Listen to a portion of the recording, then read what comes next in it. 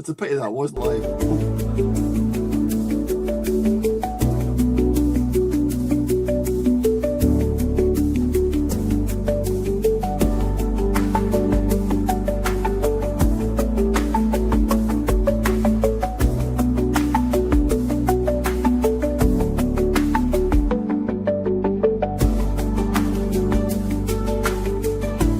A Scottish Football Zone special following Scotland in World Cup qualifying.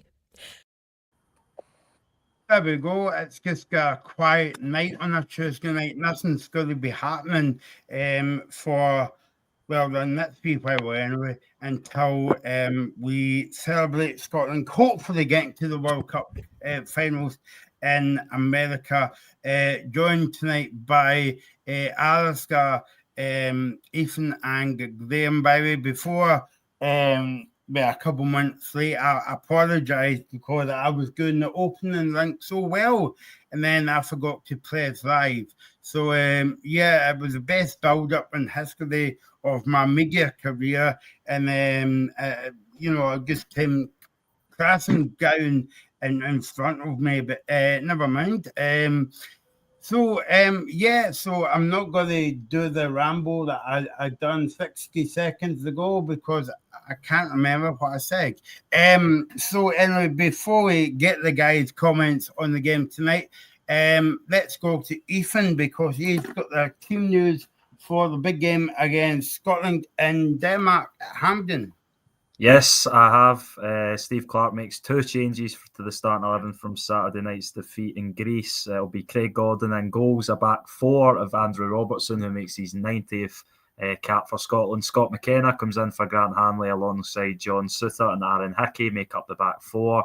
The midfield is made up of Ben Gannon-Doak, John McGinn, Lewis Ferguson, Ryan Christie and Scott McTominay, with the other change being Shea Adams dropping out for Lyndon Dykes. So 2 big changes. One you could maybe see coming with Grant Hanley coming in, Grant Hanley coming out, for Scott McKenna, but the Lyndon Dykes favoured over Shea Adams and Lawrence Shanklin's a big call from Steve Clarke, and hopefully it pays off.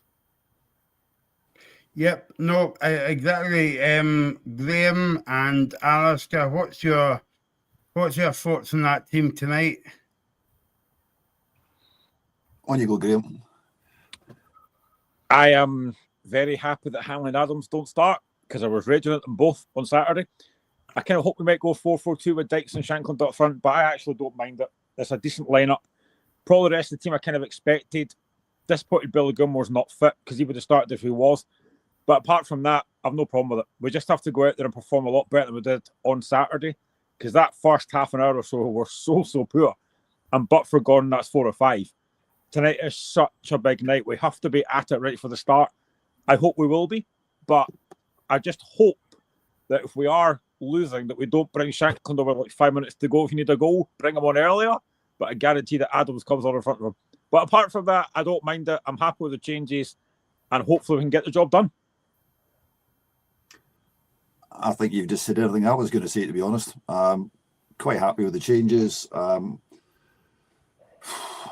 Adams and Hanley, no thank you. I think Dykes is hopefully an improvement.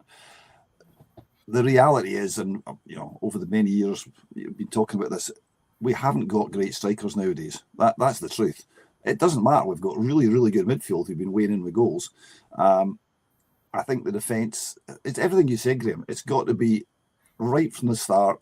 It's not going to be, if this shows a metaphor for it with the actual going live completely cocked up, then we're not going to get off to a good start, and we'll be 1 down in the first couple of minutes. But the other reality is that Denmark are the favourites. So I think, it's easy to get caught up. I saw one on your post earlier on, Graham, and you said, you feel intense yet, I thought it was an advert for sort of painkillers or something, tense, nervous, headache. Yeah, absolutely. That's exactly where I am. I just think it's one of these ones where it's almost a free hit. All the cliches come out because we're in the, we've got the very least we're going to get the playoffs. If we can win, it will be like Ireland. Okay, they got into playoffs, but it would be as sensational as that, and it would be as good a night as that. But the word hopefully has been used an awful lot, and I think hopefully is possibly the most overused and most apt word in Scottish international football history. We travel, hopefully. Yeah, I agree with Alistair. I think it is a lot of hopefully being thrown about tonight, and hopefully Scotland doesn't like the start to the show because although we do have the second chance of the playoffs, I would much rather just get it over and done with tonight, because I think 2 rounds of playoffs is going to be very tricky. But that being said, Denmark are the favourites. They come in only needed a point from tonight, and anything but a Scotland win will see them through. They obviously had I'll run through their team quickly. They had a few illness doubts to key players. Jakob Andersson, the Fulham central defender, and Rasmus Højlund, the former Man United, now Scott McTominay and Billy Gilmore teammate at Napoli, who's been playing pretty well this season. They were doubts for illness. Kasper Schmeichel obviously starts in goals, Celtic goalkeeper. Back 4, Patrick Borgu of Man United, Andres Christensen of Barcelona, Anderson, as I mentioned, Rasmus Christensen of Frankfurt. Midfield 2 of the captain, Pierre-Emile Højbjerg of Marseille, Martin Hjulmand of Sporting, Mikael Damsgaard of Brentford, 19-year-old Victor Froholt of Porto, Gustav Isaacson of Lazio, and Højlund. So pretty strong team.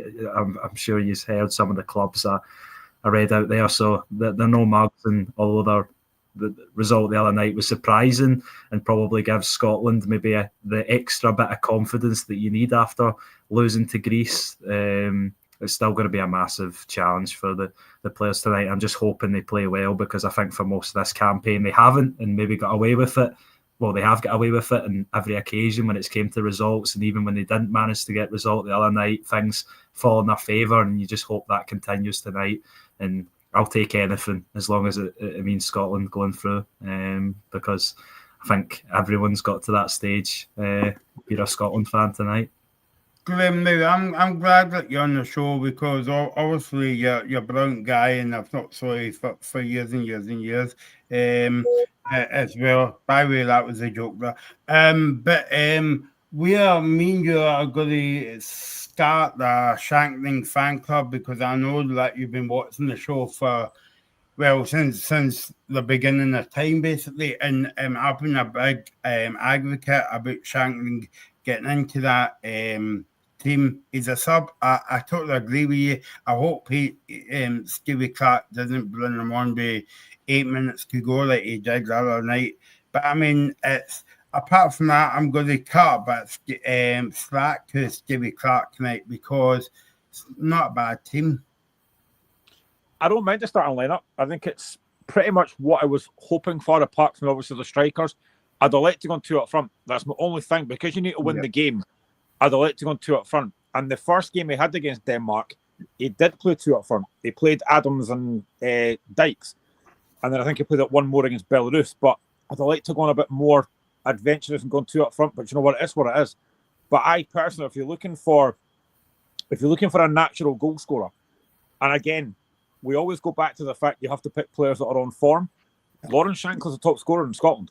He's a natural goal scorer. I've always said that as much as Adams might go out running about, he's not a natural finisher. He's got 11 goals for Scotland, and only 1 of those was against a big team like Denmark. Everything else has been against Belarus or Liechtenstein or Gibraltar. He's not a natural finisher, and you saw that on Saturday.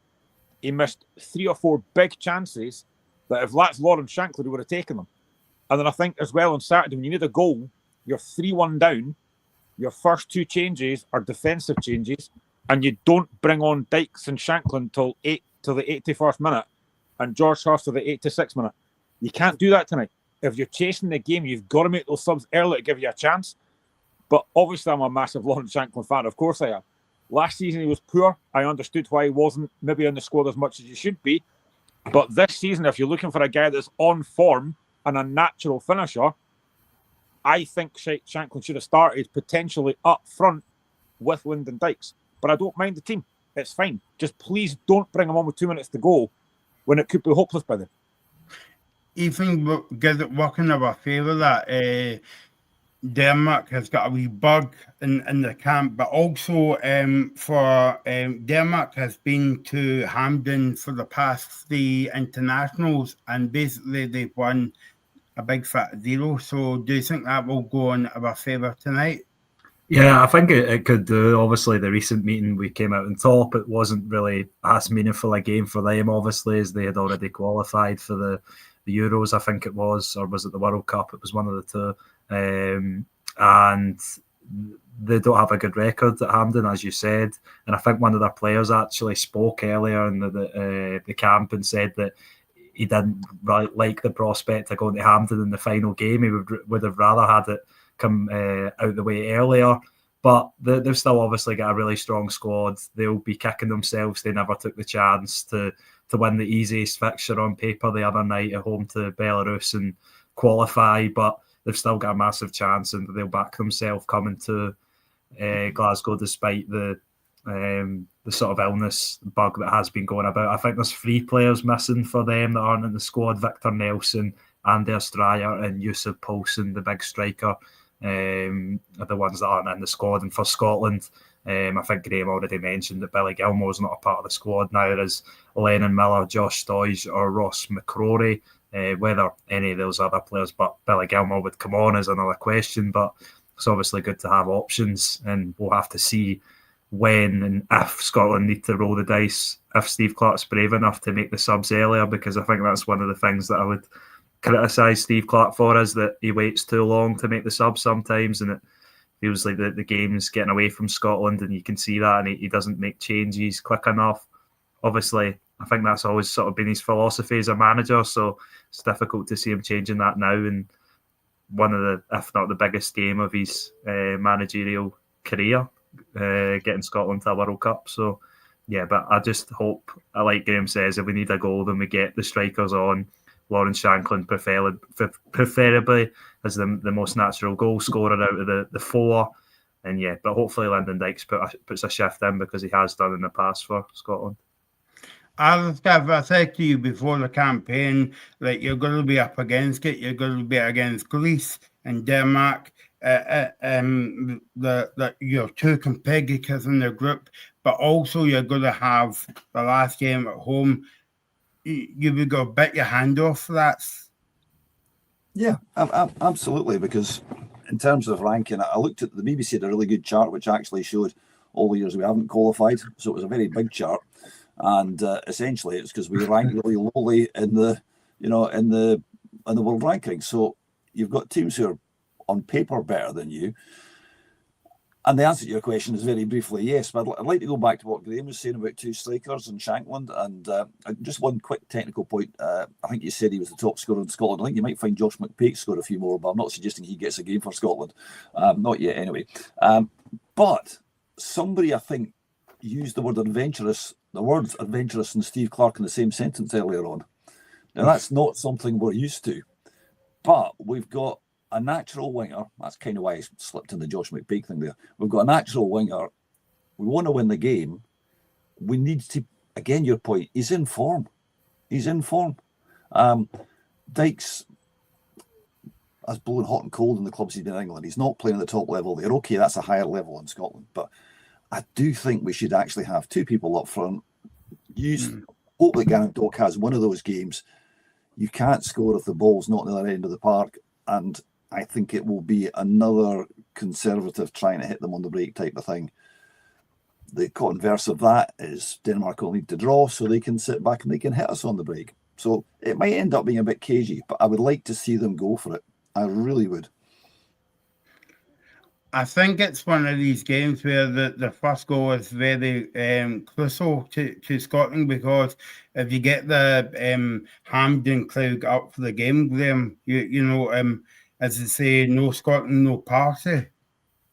Yeah, I'm just glad this game means something, because for most of that game against Greece, this game was looking like a damp squib. So I'm glad this actually means something. The crowd will work for the straight away. I think the national anthem is going to be sung even louder tonight. It's going to be absolutely massive occasion. The crowd will be up for it. You've already heard Steve Clarke and Andy Robertson saying that they need the crowd tonight. Yes, they'll be there, but the crowd need the players tonight. They need to turn up. Too many times this season, I don't think the bigger players have turned up. I think McGinn and McTominay have been quite poor a lot of this campaign. I know they've scored goals in it, but they've been quite poor. They need to turn up tonight. The cred will get behind the team, and if we do get that first goal, the place will be absolutely lifted. It'll be bouncing, and you wonder how Denmark will cope with that. Maybe Scotland can actually go and win this game comfortably. Not that we ever do that, but I just think we need to start the game far better than we're doing against Greece. We need to start with a better tempo, be more aggressive. The press was awful against Greece. It can't be that bad tonight. And again, I think the other thing we've got to do is we can't defend as bad as we did against Greece. We were so open, and Greece were... I don't think Greece were fantastic, but they cut us open at will.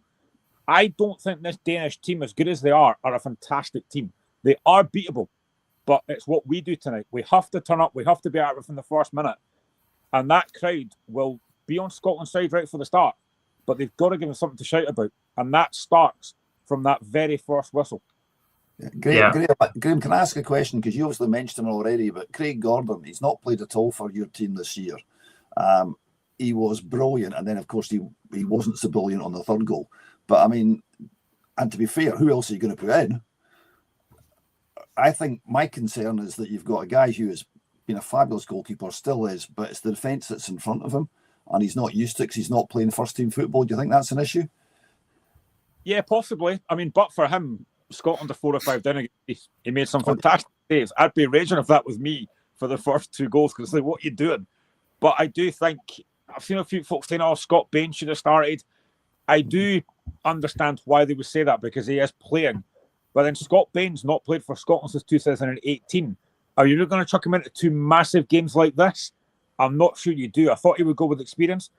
But Craig Gordon, I think, the third goal he should have saved. He'll know that himself. But that defence in front of him on Saturday was so poor. Hopefully tonight they are far more solid. I don't mind that back four at all. Robertson, Hickey, Suter and McKenna, I don't mind that at all. For me, I'm just glad, I keep saying this, but I'm just so glad that Grant Hanley's not playing, because I don't think he's good enough anymore.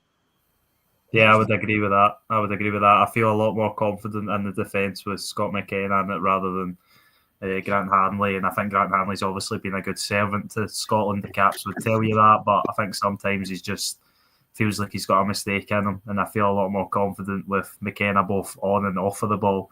And I think it may be better John Suter as well, because he's been a little bit sort of shaky this season compared to usually being a consistent performer for both Scotland and Rangers. I thought he was quite poor the other night as well as Hanley. So no, hopefully they install a little bit more, or McKenna anyway installs a little bit more confidence out of the defence. And that, I don't know, I'm confident for the game, because I find it difficult with how up for it the crowd will be. Anyone who's going to the game's extremely lucky to have a ticket, all 50,000 of them. And I'm glad, like Graham said, that this game does mean something, that not everybody's going along for a dead rubber. Scotland do have a chance to go to a World Cup, and for a fan being there, it must be really easy to get behind the players. But as you said, the players need to show up as well. They need to show that they're willing to fight, they're willing to give it all, because I think in this campaign they've shown at times maybe they're not, especially when it comes to off the ball, and some of the pressing's been a wee bit lethargic. I think it's difficult for the players not to be up for it tonight, and I thought across the campaign, like Graham said, I would agree, your main players like your Scott McTominays and your John McGinns haven't turned up for the most part, but I thought John McGinn was really good in the second half the other night. He grabbed the game by the sort of scruff of the neck and was vital in the first goal, obviously, and nearly got an assist right at the end when he flashed it across and the keeper got a touch on it. And we need that sort of performance from him and McTominay and the other big players, Robertson, your Craig Gordon will need to have a big night again as well. And if the players turn up and play at their best, then I think we'll have a really good chance. But I don't think we've seen that enough from Scotland this campaign, and that's maybe where the nerves come in, without obviously the magnitude of the game in itself. Can I just ask? I know obviously he's injured, Billy Gilmore, but what's your guys' thoughts on Ryan Christie and that kind of more defensive midfield role? I like it. I think he's shown that maybe his best form ever at club level was for Bournemouth at the start of last season. He got rave reviews. I'm not saying I watched every Bournemouth game, but from the stats I've seen and what people were saying, he was very, very impressive. And I sort of, not as the more defensive six, but sitting alongside Tyler Adams, I think it was at Bournemouth. and it's some of the best football he's ever played. Steve Clarke always sort of tries to maybe put him a little bit further forward, and he's obviously a very versatile player, as a lot of our midfielders are, but I wouldn't mind him sitting there alongside Lewis Ferguson. But then again, Lewis Ferguson, someone who can go further forward, whereas Billy Gilmour was the only sort of midfielder you would say is a natural sitter compared to the rest of them. McGinn's obviously played deep before. McTominay played at centre-back, crazily enough, for Scotland before he turned into a Ballon d'Or nominee. So, yeah, I think our midfield's very versatile, and allows Steve Clarke to have a lot of options. I just hope he gets the best combination tonight, and we'll need our best performance of the campaign, I think, to get through tonight. But then again, we've surprised ourselves with the results, with how the performances have been. I think I'd answer your question in two ways, Graham. I would, well, first of all, our midfield is the strongest part of the team. I'm not sure, and this maybe goes back to how we've played over the campaign, we've ever really actually worked out, the manager ever really worked out how to blend all that together to be as effective as it can be. Because if we can play like we did at the second half against Greece, then we've got a good chance. We play like we played in the first half, we've got no chance. So again, it's how you blend them together. I'm also, because I'm conscious we've not got too much more time on this, but I did promise Michael I'd ask this question, both for you guys and anybody that's listening. If you do know the answer, don't say yes, I'll tell you at the end of the show. Who is the only man who has both managed and played for Scotland in the World Cup finals? I don't have a clue. I'll have to think about that one. Do you know, Graham? I think Michael might know, because I might have told Michael, but Graham, do you know?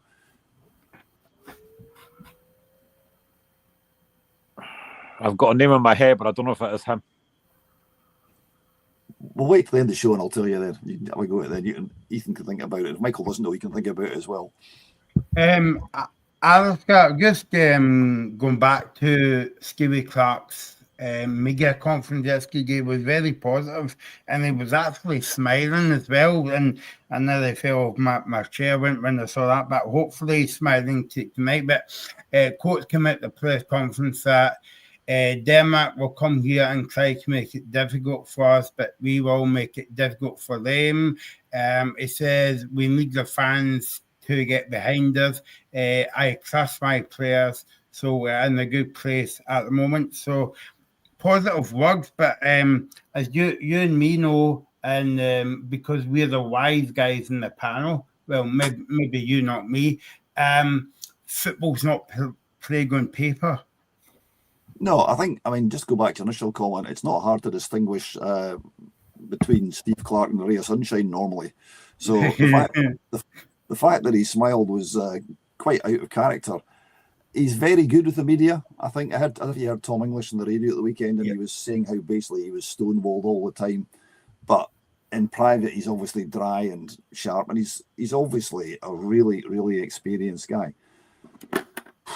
I'm not sure you can take anything out of press conferences. They're there for the media. They're there to create a facade.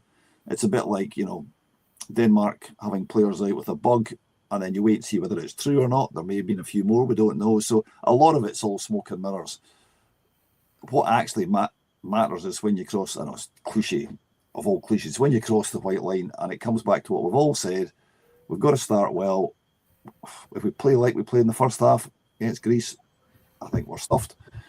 And it's Steve Clarke's job to actually get the crowd.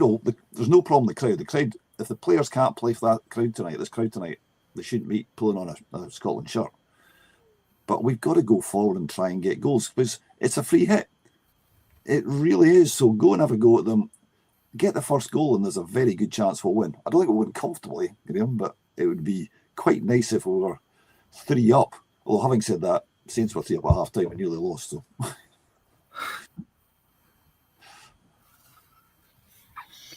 Yeah, no, definitely. Just looking at the pictures coming in from Hampden, Graham, I mean, it's one of these nights where I would love to be there, because the fans have got, somebody said it was Tommy Burns that said the buzz about the place, and also the teams are warming up as well. So it's one of these nights where I would like to be there. It doesn't matter if it's wet or soaking or wet. I don't care long as we get to the World Cup. Yeah, exactly, man. This is such a massive occasion for Scotland and the fans. I've been pretty much nervous all day. I've had that anticipation, the excitement, the nerves, just about everything I could possibly have. It's just such a massive, massive game. Getting to the Euros, yes, is massive, but the World Cup is so much bigger. I mean, I think the thing is, there's 48 teams at this World Cup. We'll be the only team that doesn't actually make it. We've made it easier for folk to qualify. We still won't make it.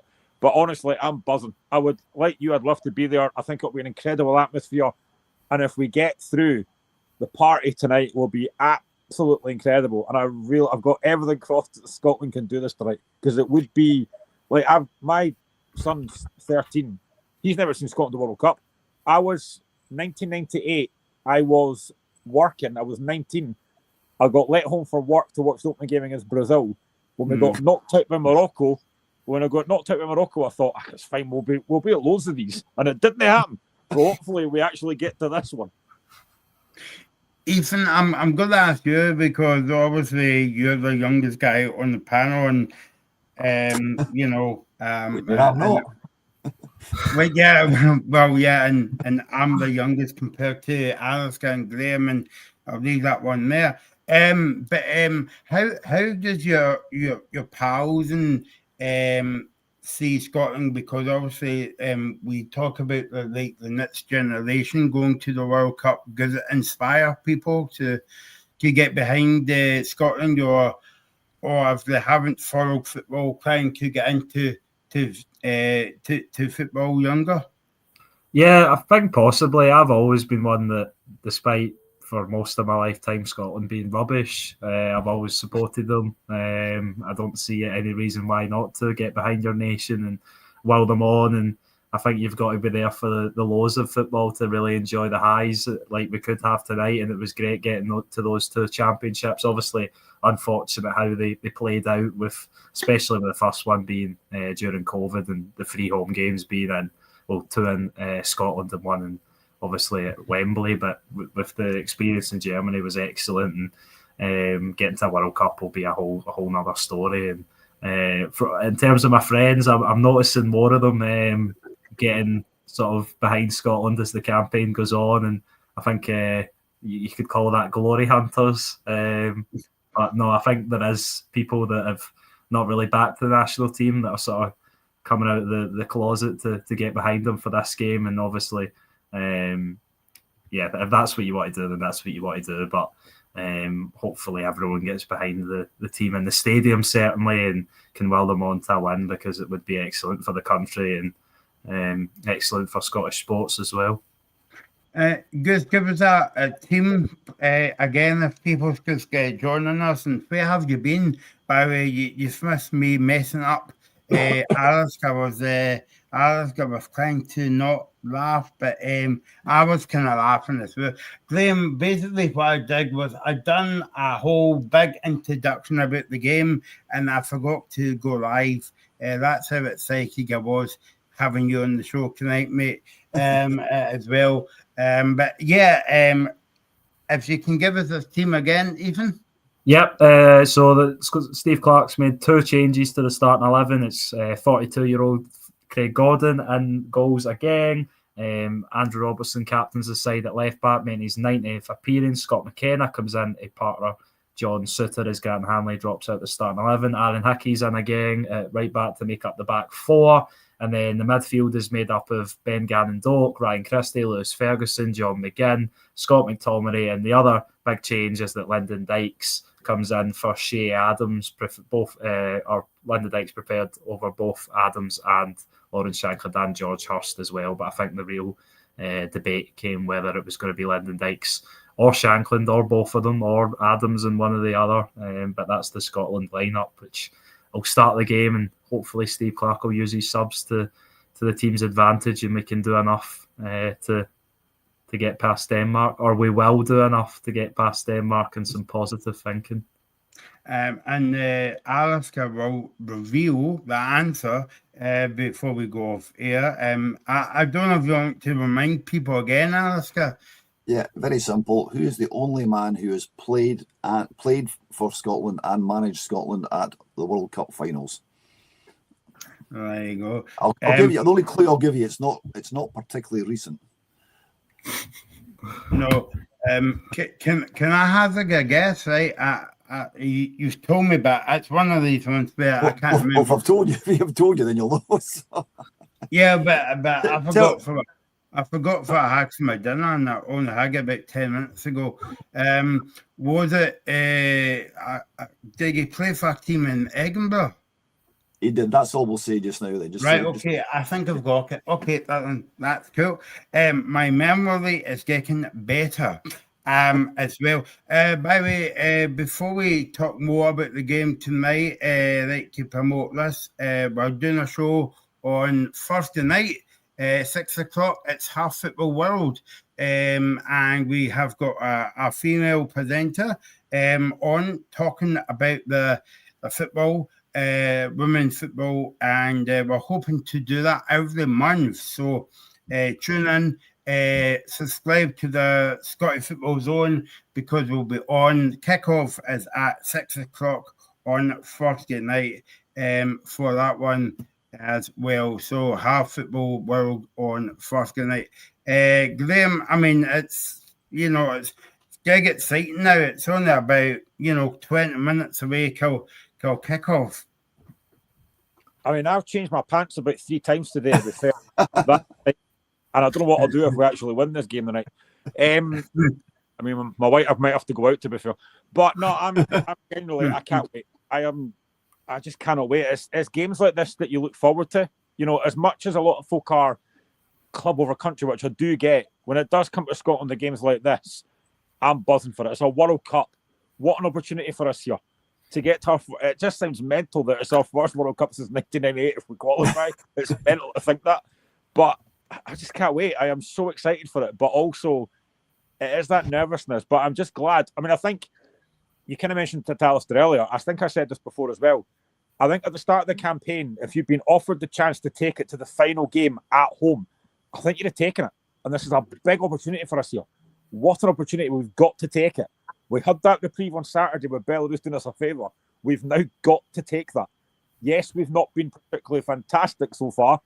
Maybe this might be the game that everything goes right for us and we turn up. I hope so, but I don't care how we do it. Just win. Please just win. It's quite weird. I was building up to a cup final without a cup, but it is that kind of feeling, Well, it is. I mean, first of all, I need to say that I'm obviously going to go and invest in Marks and Spencer shares if Graham's getting to underpants at that rate or not. But you're talking. I mean, Graham mentioned this before. I mean, the 1998 World Cup. I remember we opened our boardroom up and invited clients in, and we had enough booze to float the Titanic. And I can remember to this day the kickoff and the excitement about it. Sorry, Ethan, this is something which won't mean anything to you, right? I can also remember, at the risk of sounding like I'm really, really old, I can remember very clearly 1974 and a dog going on the pitch and barking. And the dogs again. They can't wait. Yeah. And actually, the excitement of that, it was just phenomenal. And with the greatest respect, the current guys who are turning up tonight, we had a slightly better team in those days, to put it mildly. And we still managed to make a mess of it. But that's Scotland. It doesn't matter. All that matters is it's like a cup final. You turn up, you've got to go for it. Yes, you've got to be careful and not lose. All the cliches come out every single time. It's dead simple. If we don't attack, we won't score goals. If we score goals, if we score the first goal, I've said it before, I think we've got a good chance of winning this. And then Graham can go out, and I suspect the pubs will possibly be having lock-ins over large parts of Scotland, and I'll also be buying shares in Tennent's Lager and Bell's Whiskey. There you go. Yeah. I think for football fans in general, the World Cup's the pinnacle. When you watch football, everybody looks forward to the World Cup, regardless of their countries in it, and it would just be a dream for me, not having seen Scotland in the World Cup, to see them finally be at one. And it seems like a massive opportunity tonight. And at some stages, I've actually thought about extra time and penalties in this game because it's been built up as a cup final so much. But obviously, that won't be the case. Scotland will need to win in the 90, and I think they'll have enough to do it. So, yeah, I'm gonna give my score prediction early, but I'm gonna go for a 2-1 win for the home side Scotland, and we'll be there in the USA, Canada, or Mexico, wherever our games land. Okay, let's stay in that theme. Graham, what's your prediction for the game? Yeah, I've said all day, I've said 2-1 Scotland. Because I think we probably will concede, but hopefully we've got enough going forward to score. Alistair? Do you want head or heart? Maybe both. The one that means Scotland win. Oh, well, in that case, it would 2-1 Scotland. Okay. Do you want to know that? Do you want, Graham, have you worked out that? I'm Ethan's far too young to even know who this gang would tell you is. Have you worked out who it is yet, Graham? No, it's not what I thought it was. Who did you think it was? Well, I had that location in my head, but he didn't actually manage it at World Cup, so I know him. Well, let's just say it's probably your least favourite team. Well, I kind of knew it was going to be Hibs. Yeah, so therefore, by a process of elimination, possibly St Johnstone's second greatest manager. You're all far too young. Willie Ormond. Okay. I was miles out. Yeah.